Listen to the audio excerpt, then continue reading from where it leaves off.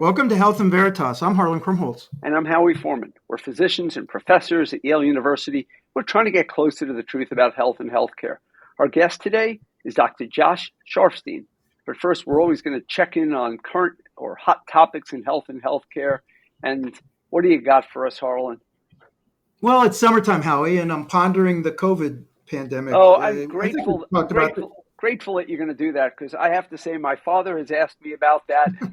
I didn't want to bully you into doing it, but I'm thankful. No, I'm only here for your father, honestly. That's the reason I'm here. And it's a little puzzling still, this pandemic thing. First of all, of course, we're dealing with all sorts of different things, as you've talked about with flu and there's just lots of viral illnesses going around. But COVID is rearing its ugly head.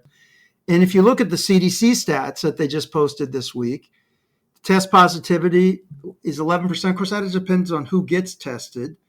But if we look at emergency department visits for COVID-related illness, it's up. Hospitalizations is starting to nudge up. Deaths, a little bit nudging. It's really not peaking, which is the interesting thing, and I'm sure you've had the same experience I've had. Talked to a lot of people who've had COVID, testing positive, not sure what they should do, because should they really isolate or not? One person, healthy individual, young, reported to me that he had a bad case of COVID and developed myocarditis associated with it. Hadn't heard that in a while. Said that he lost smell for a while until he started Paxlovid. Whether that was related, hard to know, but we haven't heard about the loss of smell for a while. And maybe we're now in a variant and in a time where some of this is going back. I mean, the interesting thing is it's very hard to talk about the pandemic reflecting on past experience, because it's in such rapid evolution that almost every wave is a separate illness unto itself. So of course, in the beginning, when people were lining up for ventilators in New York City, I mean, that was a very different disease, a lower respiratory disease, than what followed it subsequently with like Omicron, with more upper respiratory, to like where we get now with the flirt variants and so forth. I always look to the wastewater as a real barometer of to the extent to which our society is being infected by COVID. Say that because the tests, people are intermittently testing now. There's not a real good surveillance system. Whether people show up in the ED depends on emergency department, depends on the severity of the illness. So it could be that lots more people being infected, but it's just not as severe now. If you look at the wastewater activity across the country, it is going back up, and it looks like a pretty big inflection point that may get us to close to where we've been with some of the other peaks. Nothing like January 2022. But since that time, if you look at the other peaks, I expect this peak may approach it. And the West Coast has got pretty high rates. We're on this East Coast corridor experiencing kind of high rates. New Orleans, Florida, St. Louis, a lot of places are seeing this. So anyway, I think there's a bunch of questions that are coming up, which what is this going to be? What's the impact? What should people do? Is Paxlovid still effective? Seems like it is. How about should people be getting boosters? Hard to tell right now. There is still going to be a push in the fall for boosters. Whether the boosters that we've got available are good matches with the variant that will be circulating at that time is uncertain. I think there's some degree of optimism that they will be, but it's unknown. And I just want to say to people, sometimes you hear this word flirt variants, which may seem kind of funny. They call the virus a flirt variant.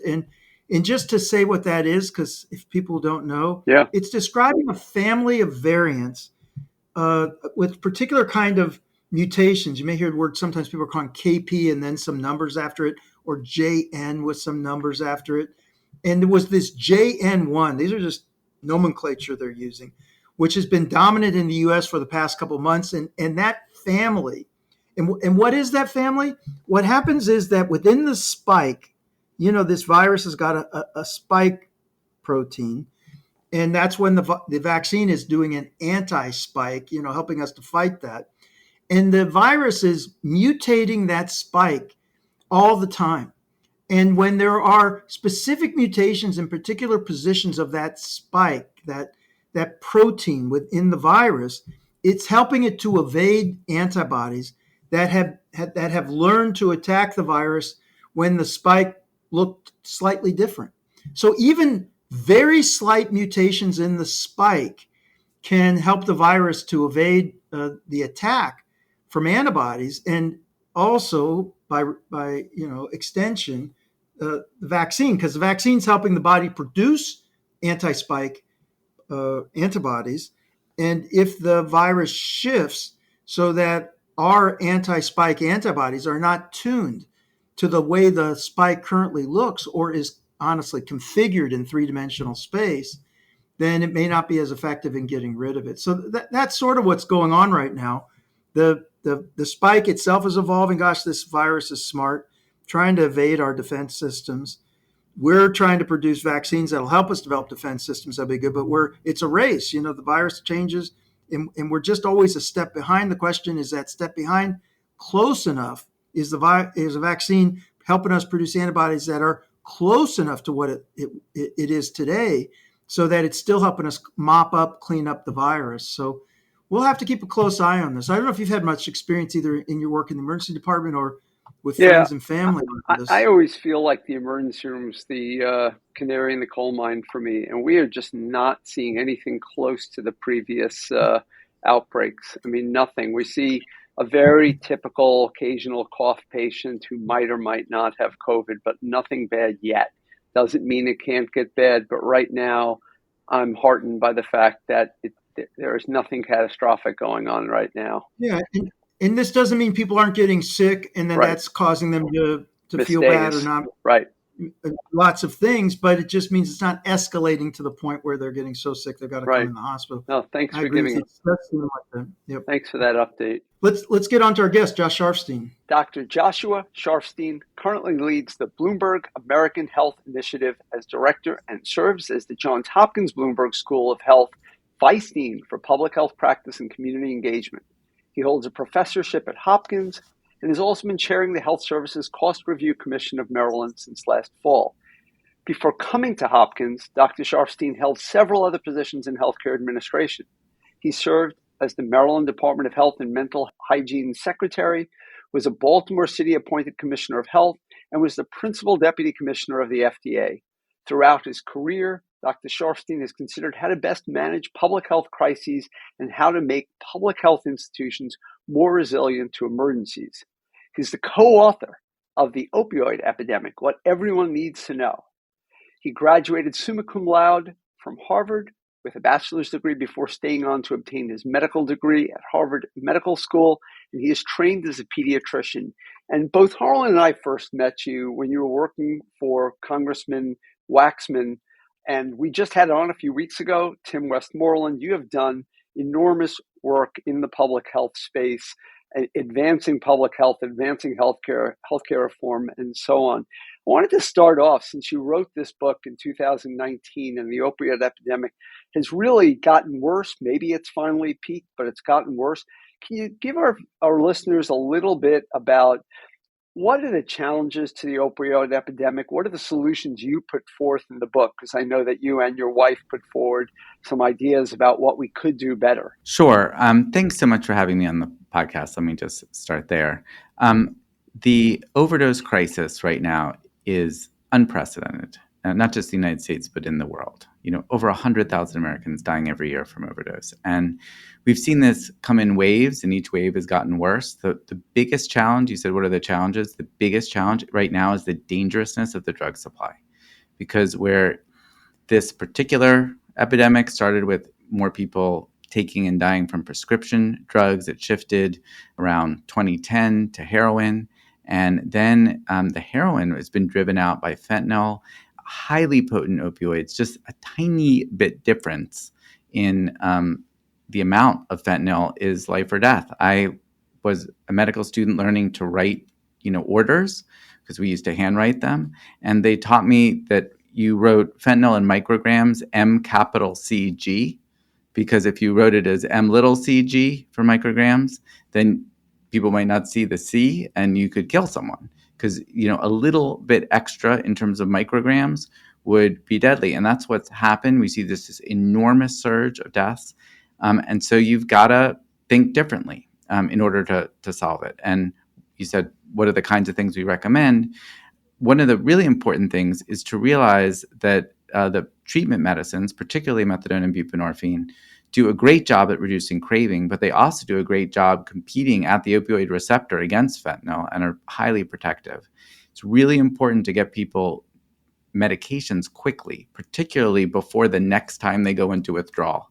So we see in multiple settings in the ER, if you get someone medicine right there, then they're much more likely, double the chance that they're successfully in treatment a month later. If you get people dose of methadone right after they get naloxone, right after they've been resuscitated, there's a steady 5-fold increase in follow-up and treatment because you use the chemical properties of the medicine to stave off the withdrawal, address the craving, protect the receptor, and give people a chance to get into treatment and, take their own path through treatment, addressing the different issues that people have that have contributed to drug use. So we've really got to have systems that get people treatment quickly at every turn. And for our listeners, naloxone is Narcan, correct? Correct. Great. We jump around on this show a little bit, Josh, so we'll pepper you with a few different kinds of questions. It's such a pleasure to have you on. And for anyone who really takes a good look at your career can just see what is it like for someone who's just made a life of contribution, has found many different ways to make contribution. I consider you one of the national experts, foremost expert in trying to think about how to translate policy into public health, how we can use policy in ways that will elevate the health of people within the population.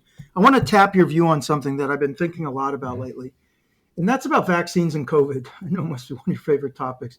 Because it's so contentious. But as I look back on it, I wonder if the push to get everyone vaccinated, I haven't even bounced this off yet, Howie, but I've been thinking about this. We got Josh here.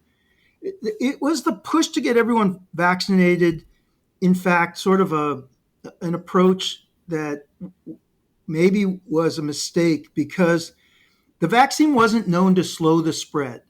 What it was to mitigate the impact on individuals. And should we have defaulted more to a shared decision-making model where we weren't forcing it on people? And as people saw that other people were benefiting, that maybe it would have grown organically in terms of the number of people who wanted to get access and take advantage of it, as opposed to mandating and then having a reflexive response by large segments of our population to the government saying what I should do with my health. I'm just trying to think for the future how we manage this, because to me was a problem not so much with the science, but the idea of how the information was received by large segments of our population when the government comes in and says, here's what we're doing. And I'm just trying to think, have you thought, like, how should we do this better in the future if we have a vaccine that can mitigate consequences but won't slow the spread? It is not about transmissibility, it's about impact. Do you have thoughts about what we should be thinking about for the next time? Yes, it's a great question. And I appreciate that you started with the easy question of the overdose crisis in this to kind of just get me warmed up here. Because this is not an easy one. I think that there's a middle ground between, hey, there's something that might protect you if you want to get protected, and this is a mandate for as many people as possible. And I think that middle ground probably looks like a recommendation that's pretty clear about what's in people's best interest for their health, and mandates in certain areas, where they can be justified. And I was part of a commission that kind of talked about, like, what are the conditions under which a mandate may make the most sense. I don't know that I think maybe you guys have a better sense than me. I haven't been convinced that there's no impact on transmission. When people are really sick, they are spewing enormous amounts of virus in every direction. So I think that did a vaccine keep you from getting, a mild case? Not so much. Could you pass it on? You could, but could you pass on a lot more if you were incredibly sick and putting out billions of copies of the virus in these different situations? I would assume so. So I do think that there's particularly people in certain circumstances it really would matter. So as an example of that would be, someone in the hospital, someone who's working in the hospital with vulnerable patients. Is it reasonable for doctors and nurses to be vaccinated so that they are not coughing billions of COVID viruses on people who, some of whom can't even be vaccinated? I think that's reasonable. And I think those mandates in healthcare areas and long-term care facilities were reasonable, but they have to be explained on that basis. I think that part of the challenge we had is that we started, I thought, with a very strong and transparent effort explaining about vaccines. I like the advisory committee meeting that FDA had. There was a big discussion about what the data meant. And of course, there were a lot of people enthusiastic about getting vaccinated. As it went on, it was kind of like today's Tuesday, there's a new recommendation out there. And there wasn't nearly as much discussion. There weren't often advisory committee meetings. There was often not even some basic questions weren't being answered about the various pros and cons of different things. And I think we lost a major opportunity, because what's happening when the government is not explaining itself is that void is being filled by just a massive torrent of misinformation.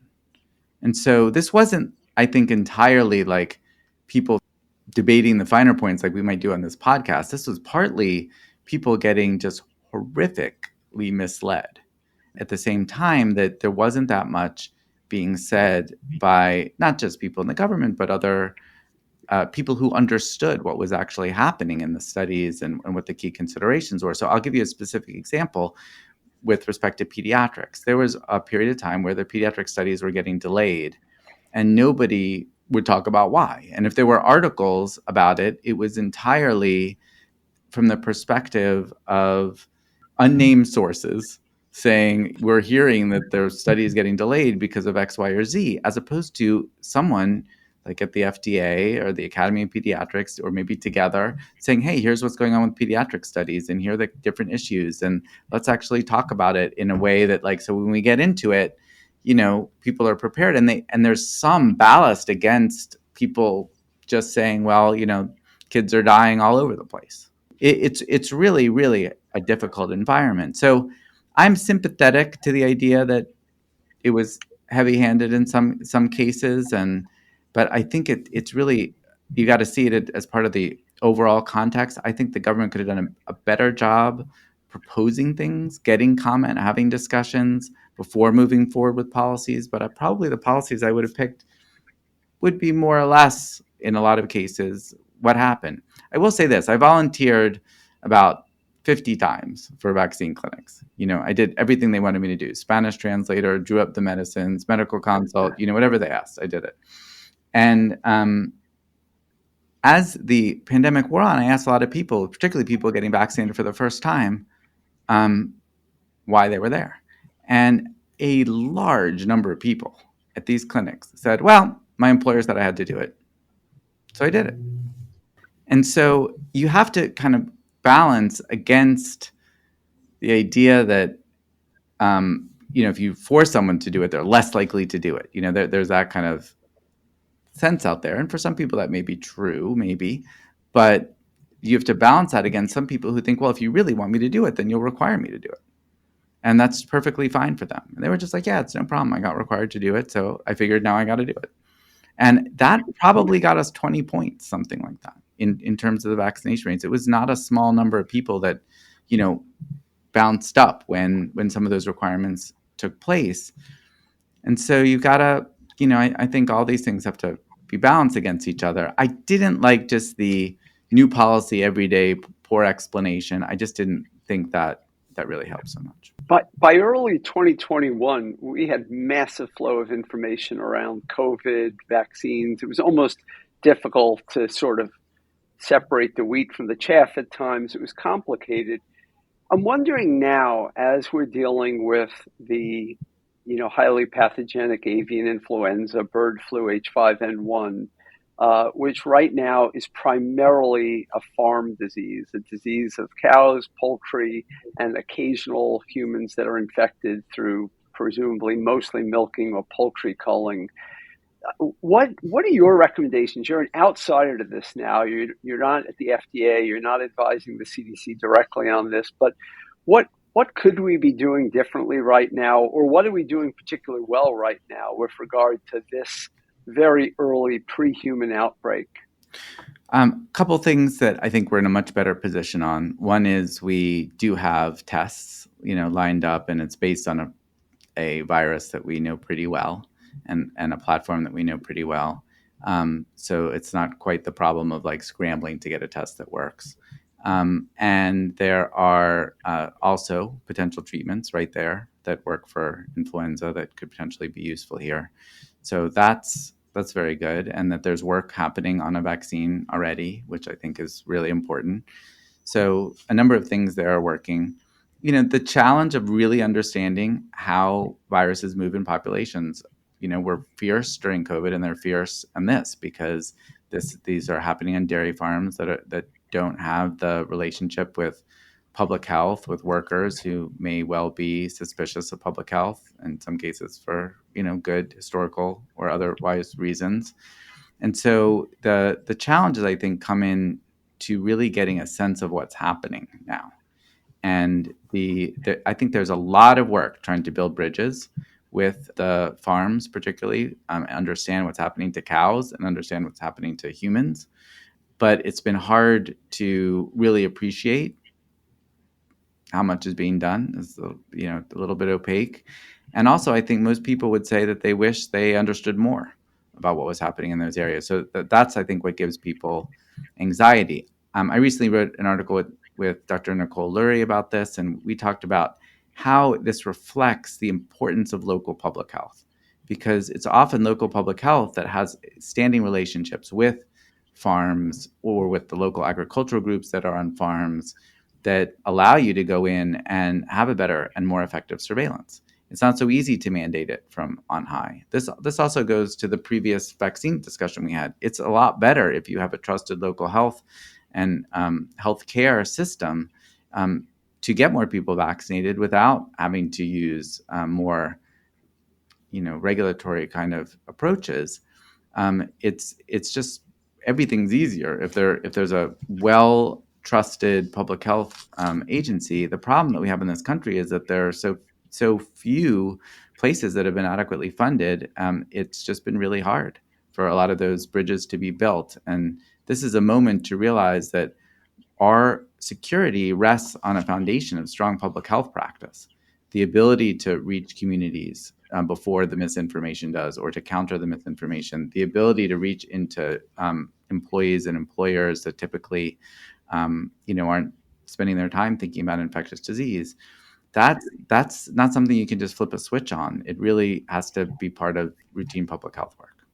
I want to just jump now to another topic, which is a little controversial that you wrote about, which is the role of AI in medicine and public health. And so fortunately today we've got an expert in health policy who can tell us a little bit about your thinking about this. So in April, you published a paper on the role of policy in AI-assisted medical diagnosis. I think for a lot of us, we're grappling with how exactly we can, on one hand, encourage the innovation, on the other hand, protect patients and ensure that clinicians know what is trustworthy, that what can they rely on for this. And it all hinges on this paper that came out that showed that Epic, the pervasive medical record company that's in almost all the academic institutions in the United States, had been pushing an AI program that was supposed to be helping people diagnose sepsis,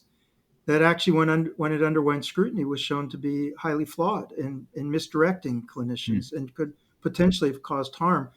And so raising all these kind of questions about what should we be doing to ensure that we're using these in the right way? What's the role of policy? What do you think will be ideally what's going to happen with this as the capabilities increase? It's a really important role for policy. And my fear is that the technology will get out there way ahead of the policy, be used in all kinds of ways, and we'll just be finding about the problems later rather than putting in place a framework that can help. And the framework is not having to review every single individual use separately, with the whole massive clinical study.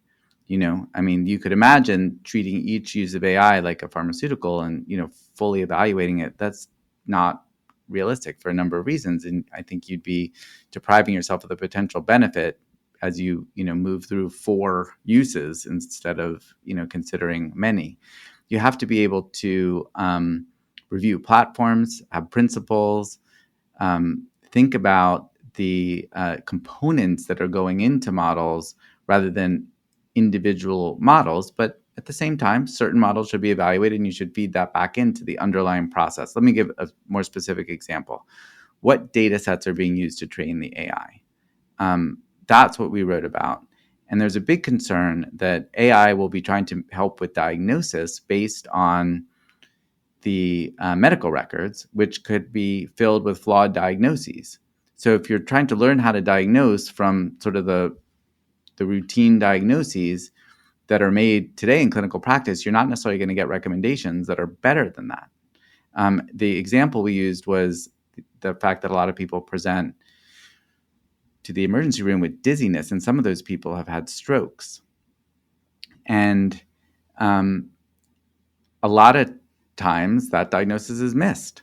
And so if you just train people on what actually happened, as opposed to a data set where you know for sure which was a stroke and which wasn't, a really good data set, then the AI could be giving you the wrong answer. And there should be standards for the data sets that are used for really important clinical applications.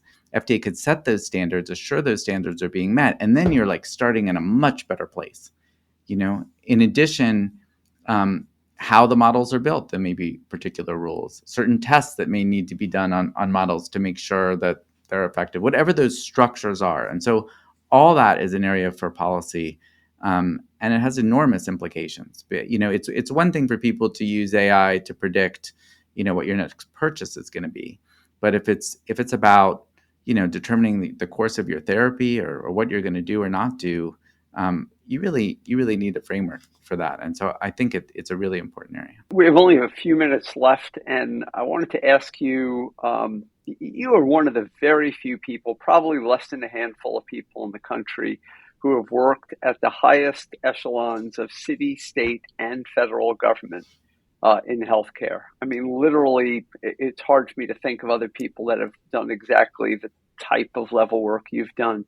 What has been the most fun? Like, where do you feel like you get to have the most ability to have direct, immediate change, and just your experience with that? Sure. Well, the great thing is you can have change at a lot of different levels. The jobs are different, though. When I was the city health commissioner, I felt like everything that happened in the city I was responsible for, and that is a lot of pressure. That was the most pressure of all the jobs that I've had. When I was there, every shooting, I got a text message. It was called a pin for BlackBerry, but I got that day or night. I felt like, there was a environmental problem in South Baltimore. It was my responsibility to race over there and deal with it. It was intense. It was fun, but in a very intense way. Federal government is a little bit more distanced, although at the FDA, where you're directly regulating things, you can have a big impact. It doesn't get filtered through a lot of things. We took caffeinated alcoholic beverages off the market, for example. And to this day, I hear from people who that was like a seminal event in their childhood. They want to talk to me about that experience. The state is a bit of a mix, but at the state, I was very involved in healthcare financing, and really rethinking the incentives in healthcare, I think is really important. So I've had fun and I've struggled in all those positions. They're different, though, in kind of the different aspects of it. The federal government has a lot more people and a lot more process than state or local government, but also has a lot greater reach. So, it's not all of them is for everyone, but I've really enjoyed the positions I've been in. And I've got one final question, Josh. So, you've been a star your whole career. You just from the very beginning, you graduate from college at the top of your class. You end up going to a top medical school. I'll argue the top medical school. And, the options are open to you from all different directions. You choose a life of contribution. You choose a life that doesn't tack you towards salary, but towards return on for people you'll never meet throughout the arm of policy. What was it that pulled you in that direction? And as you reflect back on it, what do you think about the decisions you've made that have landed you where you Well, are? Harlan, I respect you. I respect Howie so much. So it means a lot to hear that from you. For me, there was a moment when I realized how much personal satisfaction I derive from knowing that there are people out there who are alive or they're healthier because of work that I've contributed to, even if they don't know who I am. A surgeon, you could say, well, with her bare hand, she saved a life. So that's just like an amazing feeling. She cracked the chest and massaged the heart back to life. You don't do that in public health, or if you are doing that in public health, something's wrong. You're in You should trouble. Yeah, that's not good. Yeah. So, Yeah. in public health, it's like we launched a big infant mortality program. We had a huge decline in infant mortality. We had a huge narrowing of the disparities in infant mortality. There are hundreds of babies alive because of that effort. I played a role in, getting that started, and other people did all the key work there. But what a great feeling to know that there are all these kids out there. When I was health commissioner in Baltimore, we had a 2/3 reduction we completed a 2/3 reduction in overdose deaths.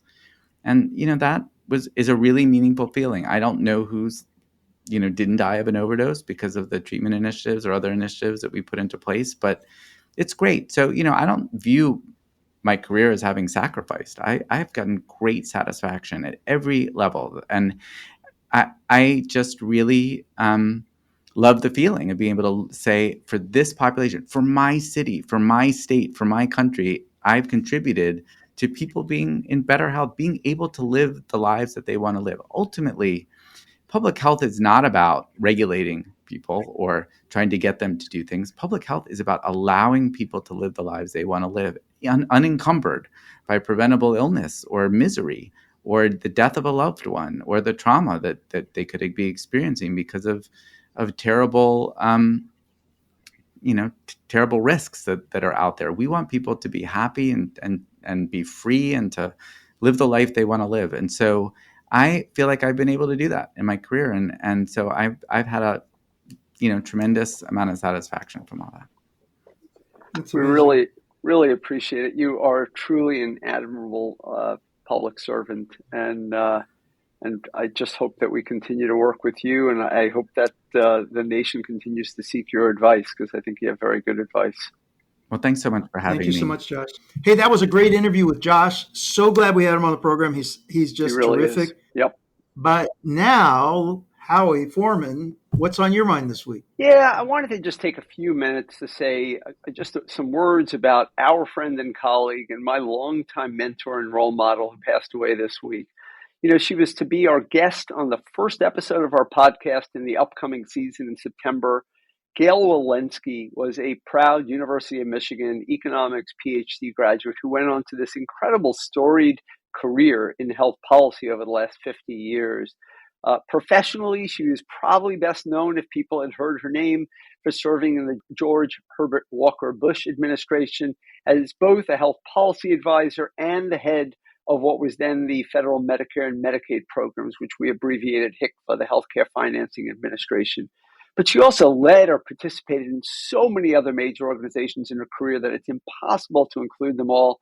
She was the head of the Medicare Payment Advisory Commission. She led many military and VA task forces, really looking after our enlisted men and women and those who have left service, and had advised Congress in both parties on matters healthcare related for a long time. She was truly cross-partisan, even though she was identified as a Republican.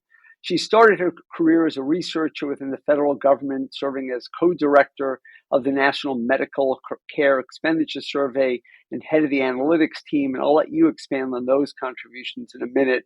But I wanted to just briefly touch on who she was to me personally. I met her in 2001 when I was trying to make a decision about who to work for during my fellowship on Capitol Hill.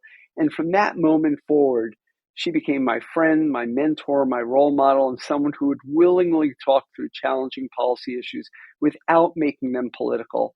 She came to Yale multiple times over the years to visit with my students, including as the Bora Foreman Lecturer, which is something you had done as well. She was also the J.D. Thompson Award winner, something else that you have been awarded with. And I received this email last night from a long ago graduated student who wrote unsolicited, Howie, you probably don't even remember this, but you had her come to our MD MBA crew back in 2009 or 10. You took us out to dinner with her, and some of the things she said that night I've held on to and have helped shape so much of my thinking. This person now works, as I said, in state government. She loved talking about her kids, her grandkids, her husband, and loved to ask me and listen to me talk about my own parents, my children, my siblings. She leaves a great legacy behind, including having endowed a chair in economics at the University of Michigan, which is currently held by our former Yale colleague, Amanda Kowalski. So I'm going to miss her a lot. I know you have strong feelings about her also, and I just wanted to honor her in this way. Yeah, that's so nice, Howie. And of course, you're the ultimate mentor, so it's nice for us to learn about your mentors and the people who have made a big influence on you. For people listening, for me, one of the things about Gail was that she was at the lead of transforming the federal agency that at that time, the Healthcare Financing Administration, now the Centers for Medicare and Medicaid Services, but the group that's in charge of the care for all older people and disabled people in the country and those in end-stage renal disease, to move towards systematic measurement of quality and to elevate quality of care. Before that, people were just reviewing individual charts and trying to find bad apples or, particular, situations where maybe bad care was delivered and try to, understand it. But she transformed with Steve Jenks, and they had a seminal article in JAMA, Jenks and Wilensky. I've cited it a million times, and it really laid the groundwork for us to think about quality as something that we were trying to move the entire distribution of quality forward, not just trying to find one or two problems, but actually move the entire thing forward. She played a critical role in that. She was always a rational voice. She harkens back to a time when Republicans and Democrats talked to each other, worked together, and were trying to build something together. You never thought of her as being partisan. She was appointed with the Republican administration. She was a Republican, but it didn't come off that way. She was really for the American people and for the public. A lifetime of contribution. I'm so glad you brought her up today. Yeah, I'm grateful to hear you talk about her in that way also, because I don't think I even fully understand the scope of what she's done. So I appreciate that. Yeah, a big loss. Thank you for sharing that, Howie. You've been listening to Health in Veritas with Harlan Krumholtz and Howie Foreman. So how did we do? To give us your feedback or to keep the conversation going, email us at health.veritas@yale.edu or follow us on LinkedIn, Threads, or Twitter. And we always want to hear your feedback, your questions, your experiences. It helps shape the podcast. And it also, when you leave reviews, it helps people to find us. It helps other listeners to learn about us. So thanks for all of you who are doing that. And I know that somebody reached out to us this past week about long COVID. And I know, Harlan, that you're going to speak to that in upcoming episodes as well, because I think it's very important that we do come back to that topic again. And if you have questions about the MBA for Executives program at the Yale School of Management, reach out via email for more information or check out our website at som.yale.edu/EMBA.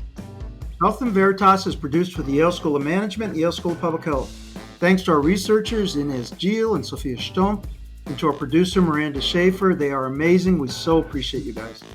I totally do. Talk to you soon, Howie. Thanks very much, Harlan. Talk to you soon.